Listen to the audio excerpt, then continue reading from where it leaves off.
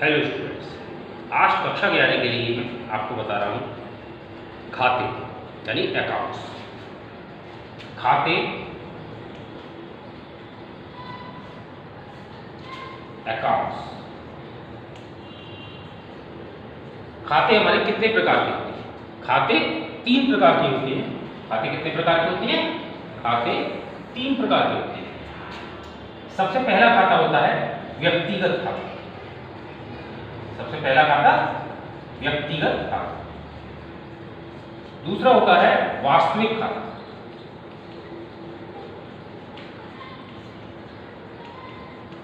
और तीसरा होता है अवास्तविक खाता।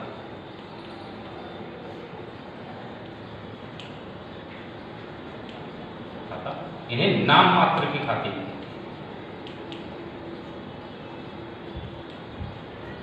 ठीक है, पहला व्यक्तिगत, दूसरा वास्तविक और तीसरा अवास्तविक या नाम मात्र। व्यक्तिगत खाते को कहते हैं पर्सनल अकाउंट। वास्तविक खाते को कहते हैं रियल अकाउंट और अवास्तविक खाते को कहते हैं नॉमिनल। अब व्यक्तिगत, वास्तविक और अवास्तविक खाते कौन से होते हैं?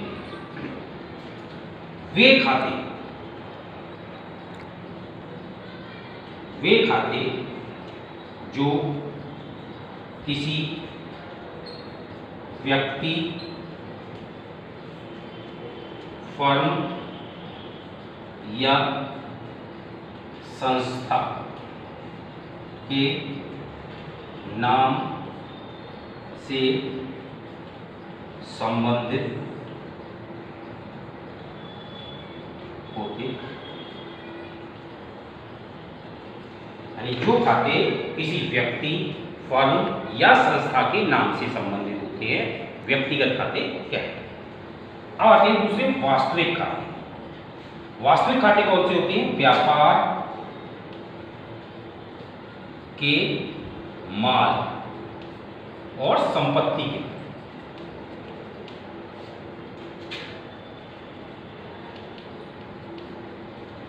वास्तविक खाते व्यापार के माल और संपत्ति के। तीसरे होते हैं अवास्तविक खाते। अवास्तविक खाते होते हैं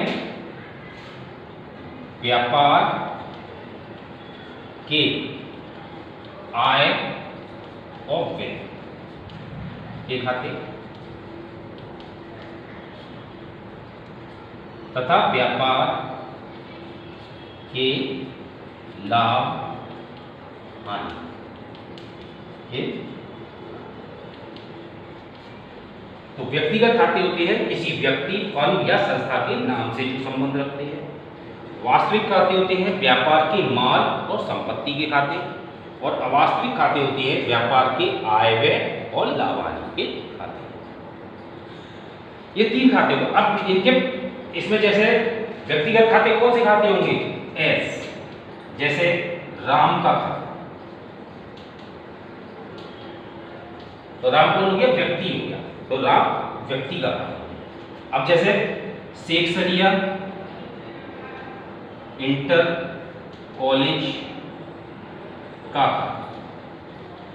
शेखसरिया इंटर कॉलेज क्या हो गई? संस्था हो गई। जैसे सूरज एंड सन्स का खाता। सूरज एंड सन्स क्या हो गए? फर्म हो गई। ये राम हो गया व्यक्ति, शेखसरिया इंटर कॉलेज हो गई संस्था, सूरज एंड सन्स हो गया फर्म। तो इनके खाते क्या खाते कहलाएंगे? व्यक्तिगत खाते। इसी तरह से वास्तविक खाते। वास्तविक खाते में बताया था आपको माल और संपत्ति के खाते। तो माल जैसे व्यापार में हमारा फर्नीचर संपत्ति है, भवन संपत्ति है, रोकड़ संपत्ति है। माल में आपके आ जाते हैं खरीदा हुआ माल यानी क्रय विक्रय, ये हमारे माल है। ठीक है, तो व्यापार में माल और संपत्ति में फर्नीचर, भवन, रोकड़ आदि, क्रय विक्रय, स्टॉक। ठीक है, इसी तरह से जब हम व्यापार कर रहे हैं तो हमारा फायदा भी हो सकता है और नुकसान भी हो सकता है। अगर फायदा है यही, और हमें व्यापार में आए दिन खर्च भी करने पड़ते हैं और हमें प्राप्ति भी होती है। तो आय और व्यय के खाते, लाभ हानि के खाते हमारे जो है वास्तविक खाते होते हैं। जैसे मजदूरी खाता, कर्मचारियों को वेतन देते हैं तो वेतन खाता, ब्याज मिलता है या ब्याज देते हैं तो ब्याज खाता आदि। ठीक है, ये आपके लिए खातों के टाइप्स हो गए थोड़े। इसके बाद आता है इन खातों का जो हमें ध्यान रखना है, जनरल एंट्री बनाते हैं जब हम, तो जनरल एंट्री बनाने के लिए इन 3 खातों के 3 ही नियम हैं। इन 3 खातों के 3 ही नियम हैं। तो सबसे पहले हम आते हैं व्यक्तिगत खाते में। व्यक्तिगत खाते में जनरल का नियम है, पाने वाला व्यक्ति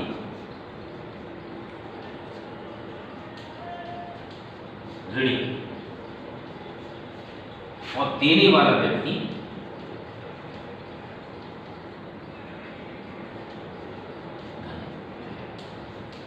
यानी रिसीवर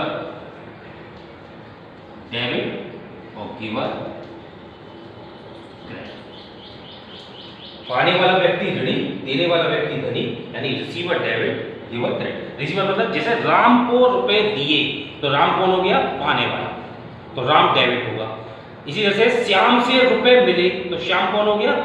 देने वाला, तो श्याम क्रेडिट होगा। ऐसी मनोज को दिया, क्या दिया? मनोज हो गया कौन? पाने वाला, तो मनोज डेबिट होगा।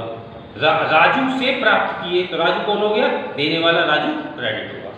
इसी तरह से ये तो हो गया व्यक्तिगत खाते का नियम, रिसीवर डेबिट गिवर क्रेडिट। इसी तरह से आते हैं वास्तविक खाते। वास्तविक खाते में हमारा नियम है, आने वाली वस्तु संपत्ति ऋणी, आने वाली वस्तु संपत्ति ऋणी और जाने वाली वस्तु संपत्ति धनी। आने वाली वस्तु या संपत्ति ऋणी और जाने वाली वस्तु या संपत्ति धनी। एसेट्स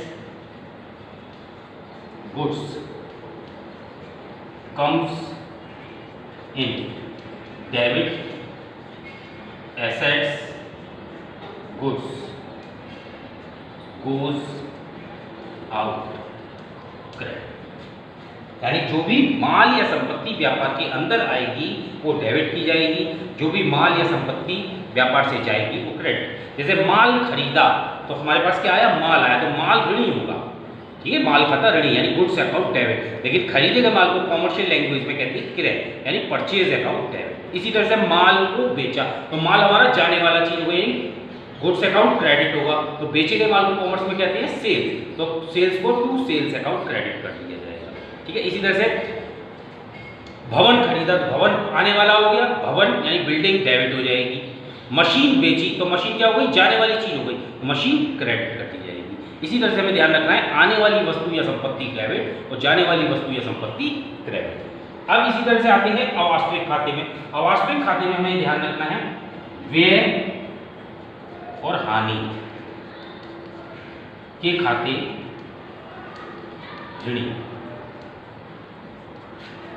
आय और लाभ के खाते धनी। व्यय और हानि के खाते ऋणी किए जाएंगे, आय और लाभ के खाते धनी किए जाएंगे। यानी expenses and losses debit, income profit credit. ठीक है, जैसे खर्चे में है वेतन दिया तो सैलरी क्या हो गई? खर्चा हो गया, सैलरी अकाउंट डेबिट। मजदूरी दी, वेजेस क्या है? खर्चा हो गया, वेजेस अकाउंट डेबिट। कमीशन मिला तो कमीशन हमारी क्या हो गई? इनकम हो गई, टू कमीशन अकाउंट, कमीशन को क्रेडिट कर दिया जाएगा। ब्याज मिला, ब्याज हमारी क्या हो गई? इनकम हो गई, इनकम को क्रेडिट कर दिया जाएगा। इनकम अकाउंट यानी interest account credit, to interest account. ठीक है, यानी जो खर्चा होगा, व्यय होगा वो डेबिट, इनकम या जो आय होगी वो क्रेडिट की जाएगी। एक बार फिर ध्यान से सुन लीजिए, रिसीवर डेबिट गिवर क्रेडिट, यानी पाने वाला व्यक्ति ऋणी, देने वाला व्यक्ति धनी। राम को दिए तो राम डेबिट, श्याम से मिले श्याम क्रेडिट। इसी तरह से assets goods comes in debit, व्यापार में जो भी संपत्ति या माल आया वो debit, assets goods goes out credit, व्यापार से जो भी वस्तु या संपत्ति गई वो क्रेडिट। जैसे मशीन खरीदी तो मशीन अकाउंट डेबिट, भवन बेचा तो भवन चला गया, यानी भवन हमारे पास से गया टू बिल्डिंग अकाउंट। माल खरीदा परचेज अकाउंट डेबिट, माल बेचा सेल्स अकाउंट क्रेडिट। ठीक है, इसी तरह से expenses and losses are debit, income and gains are credit. ठीक है, जैसे वेजेस पेड यानी मजदूरी दी तो वेजेस अकाउंट डेबिट, वेतन दिया सैलरी अकाउंट डेबिट, कमीशन मिला कमीशन अकाउंट क्रेडिट, ब्याज मिला इंटरेस्ट अकाउंट क्रेडिट। बस ये ध्यान रखना है। इसी से संबंधित कल मैं जनरल एंट्रीज बताऊंगा। ठीक है, ओके, थैंक यू।